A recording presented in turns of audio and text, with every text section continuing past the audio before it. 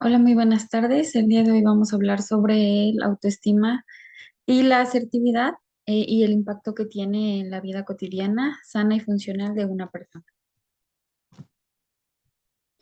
Si buscamos la definición de autoestima, sabemos que esta proporciona dignidad a una persona y se desarrolla a partir de la interacción que tiene con otras personas. Para White, en 1998, la autoestima es el valor que nos damos como persona y también el valor que tenemos como persona ante los ojos de otras personas. Eh, para Molina, en 1997, considera que la autoestima tiene cuatro componentes importantes. El primero es la actitud, que contempla las diferentes formas habituales de pensar, actuar, amar y sentir de una persona para consigo mismas, para nosotros mismos. El siguiente es el componente cognitivo que refiere a todas aquellas ideas, opiniones, creencias, perspectivas y procesamientos de la información que tenemos acerca de nosotros mismos. El siguiente es el componente afectivo que incluye la valoración, ya sea positiva o negativa, y que involucra sentimientos favorables o no favorables de una persona, de cómo nos percibimos nosotros ante los demás. Y la última o el último componente es el conductual. Este implica la intención y la decisión de actuar, es decir, el cómo nos comportamos frente a otras personas. La autoestima relacionado con la educación lo consideramos como la meta más alta del proceso educativo. Si una persona no tiene un autoestima alta, el proceso educativo va a ser un poco más complejo, un poco más difícil de alcanzarlo hasta cierto punto. Es el centro de la forma de pensar, sentir y actuar de las personas y se genera como el resultado de la historia de cada persona, es decir, de las experiencias que hemos vivido, cada una de manera individual. Con referente a la neurociencia, Kane en 2003 nos menciona que hay que considerar cuatro aspectos importantes. El primero es el cerebro como un sistema adaptativo. Poseemos pensamientos, emociones, imaginación y predisposiciones y todos estos se van a ir adaptando de acuerdo al contexto en el que nos encontramos. Tenemos también un cerebro social. En este las personas configuramos nuestro cerebro para captar todo aquello que ocurre en nuestro entorno y al momento de establecer relaciones con terceras personas. El siguiente es el aprendizaje, que implica tanto una atención focalizada como una percepción periférica. Es decir, que es una percepción o ponemos atención a un todo, pero también a algo en particular. Y el aprendizaje como un proceso de desarrollo, es decir, que no tenemos un límite de aprendizaje, no tenemos un límite de desarrollo, sino que con el paso del tiempo, con el avance de nuestra edad y de nuestro conocimiento o preparación, pues la capacidad de los seres humanos va aumentando. El autoconcepto y la autoestima. Para Rice, en el año 2000, el concepto de autoconcepto es la percepción cognitiva consciente y la evaluación de que las personas realizamos sobre sí mismas, sobre nosotras mismas. Es decir, aquello que pensamos de nuestra persona, de cuánto sabemos, de cómo actuamos y evaluamos todo ello que tiene que ver con el cómo aprendemos, cómo nos relacionamos con las personas que están en nuestro entorno o en nuestro contexto.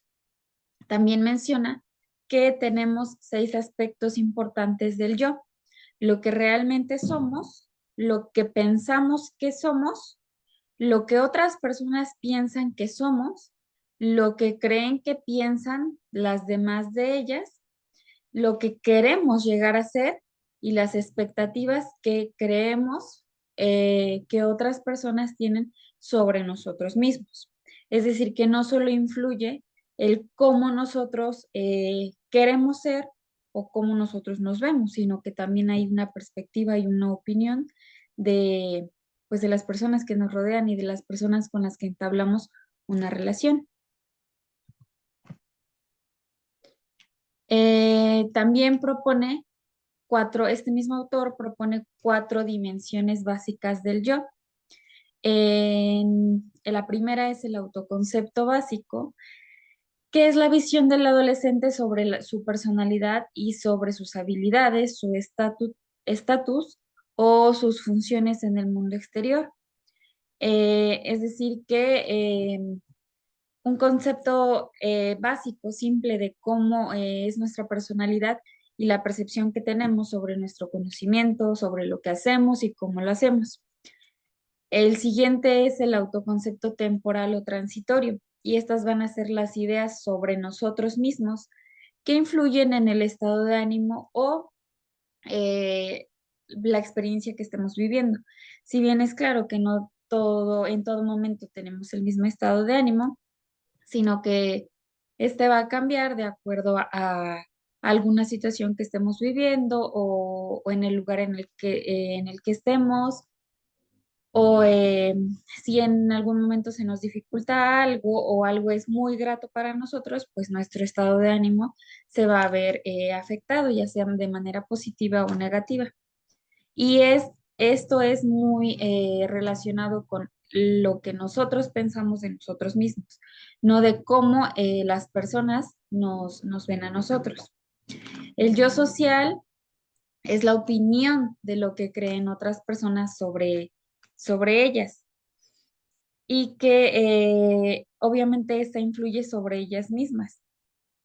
Menciona que si tienen la impresión de que otras personas piensan que somos incapaces o que somos socialmente inaceptables, pues van a pensar sobre sí mismas algo negativo. Es decir, si estamos en una reunión en la que no estamos cómodos y pensamos que las personas que están en esa reunión piensan de nosotros que no somos aceptadas o que no pertenecemos a un círculo, aunque no sea así, nosotros vamos a tener esa perspectiva de que esas personas están pensando eso de nosotros mismos e inclusive esto va a afectar en el estado de ánimo que tengamos nosotros.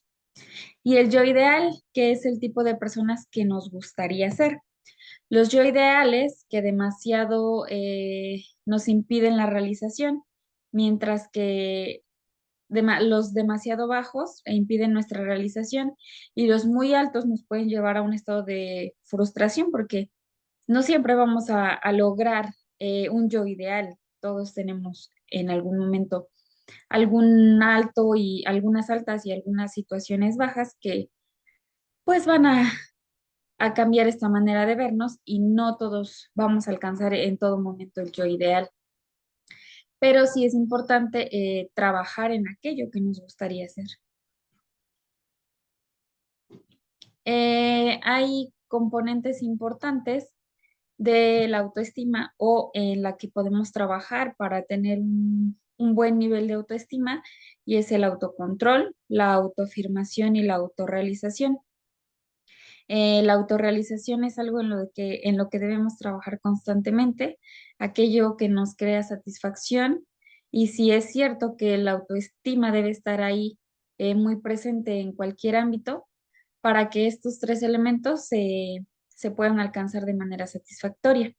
Nos mencionan que las personas que gozan de una buena autoestima tienden a manifestar metas significativas. No se consideran a sí mismas el centro del universo, ni mejor que los demás o más que alguna otra persona, sino que manifiestan una disposición buena para aceptar y enfrentar experiencias nuevas e inclusive para resolver algún tipo de problemática. En cuanto a los adolescentes, eh, cuando tienen una autoestima baja, y esto influye mucho principalmente en esta fase de, de desarrollo, que es la adolescencia, en la que nos dejamos llevar mucho por por querer satisfacer a las otras personas y sabemos que cuando buscamos satisfacción de otras personas, pues no tenemos una autoestima completo o no tenemos un alto nivel de autoestima, porque tratamos de presentar algo que no somos y como nos decía la lectura, una fachada, ponemos una fachada a nuestra persona que pues obviamente va a afectar las relaciones y todo lo que se mencionó con anterioridad. Para hablar de asertividad, que era uno de los temas importantes en este trabajo, eh, junto con la autoestima, podemos definir a la asertividad como una forma de conducta normal. Todos los seres humanos tenemos derechos y opiniones diferentes a otras personas y en diversas ocasiones la única manera de lograr que se escuchen estas opiniones es, es, pues hablando, ¿no? Hablando con las personas y a eso referimos a lo que es la asertividad. Al momento de querer hablar, de expresar opiniones, de inclusive dar algún tipo de reclamo, es importante hacerlo de manera asertiva, es decir, de la manera correcta, de la manera más transparente y fluida, donde establezcamos una buena comunicación, donde no afectemos a una tercera persona o inclusive la relación con el círculo social que tenemos. Hay un número de características importantes de la asertividad son los siguientes indicadores que se refiere a la manera expresiva verbal y no verbal de la asertividad. Por ejemplo, cuando queremos establecer una comunicación asertiva con alguna persona, con un amigo, con nuestros papás, inclusive con nuestros alumnos, es importante mirarlos a los ojos, utilizar el volumen de voz adecuado, una modulación y entonación de voz importante y correcta, una fluidez verbal, la postura que manejemos es importante, los gestos y el contenido verbal del mensaje. Es importante que cuando queremos ser asertivos, sin importar el tema en el que se esté hablando, debemos considerar estos 7 indicadores para poder expresar lo que queremos comunicar de manera correcta sin dañar a otras personas. Nos menciona que cuando no tenemos asertividad, las personas pensamos, sentimos y nos comportamos de una forma particularmente débil. Cuando debemos ejercer o defender nuestros derechos. Un propósito fundamental de la asertividad es mejorar la comunicación entre las personas y facilitar la forma de llegar a un acuerdo y a un compromiso, dando opinión, escuchando opiniones, expresando nuestros intereses, pero también escuchando los intereses de las otras personas, las opiniones que tienen las otras personas, con el fin de llegar a un acuerdo o a un compromiso en el que se respete la integridad y los derechos de todas las personas involucradas, evitando conductas manipuladoras en las que podemos ser víctimas de personas no asertivas o poco asertivas. En estos dos aspectos, que es la autoestima y la asertividad, es muy importante la influencia de la inteligencia emocional. Cuando una persona no tiene inteligencia emocional, es evidente que va a ser muy complicado alcanzar un grado o un nivel de asertividad y un nivel de autoestima alto o suficiente para establecer una buena comunicación con las personas que nos rodean, ya sea nosotros como agentes educativos o inclusive en un contexto familiar, no solamente laboral, sino también un contexto un poco diferente. La inteligencia emocional influye en nosotros de manera general y de manera pues básica, que es un elemento básico que debemos tener para poder desarrollarnos plenamente. Para Cooper y Zawaf en 1997 menciona que la inteligencia emocional está integrada por 4 elementos básicos que toda persona debería tener. La primera es la alfabetización emocional. Consiste en ser conscientes de nuestras emociones, canalizar y transferir la energía emocional.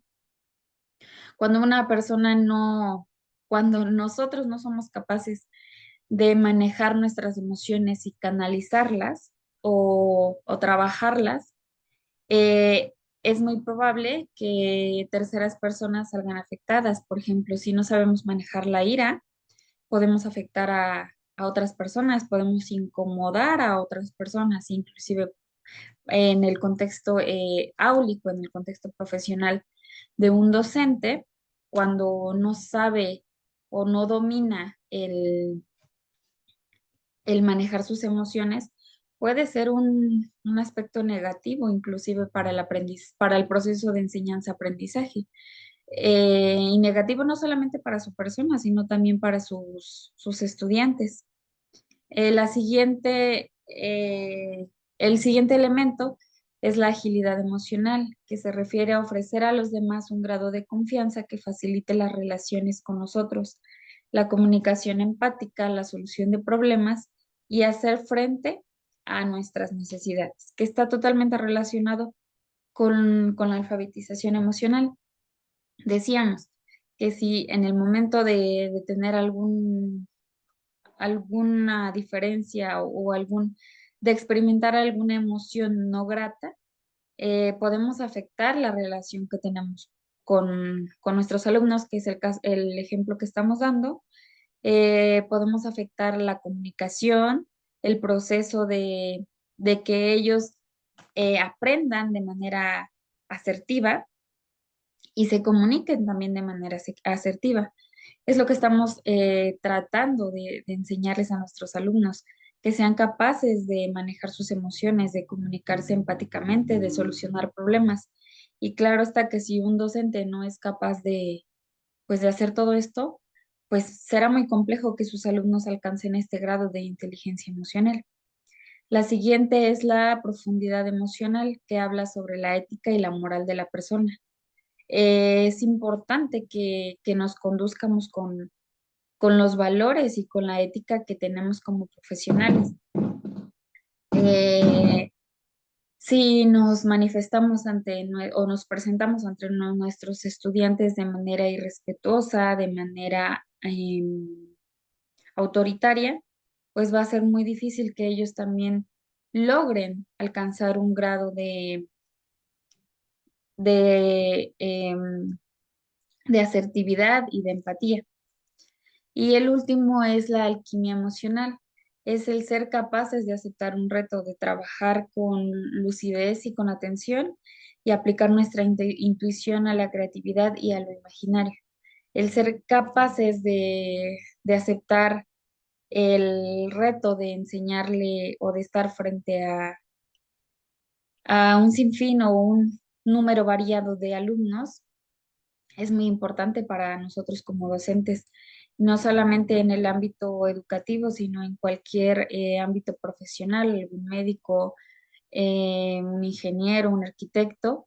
Es importante que seamos capaces de trabajar y de manejar todas nuestras emociones, nuestra comunicación, como lo mencionaba con anterioridad, la relación que tiene la inteligencia emocional con los dos aspectos importantes, como lo es la autoestima y la asertividad.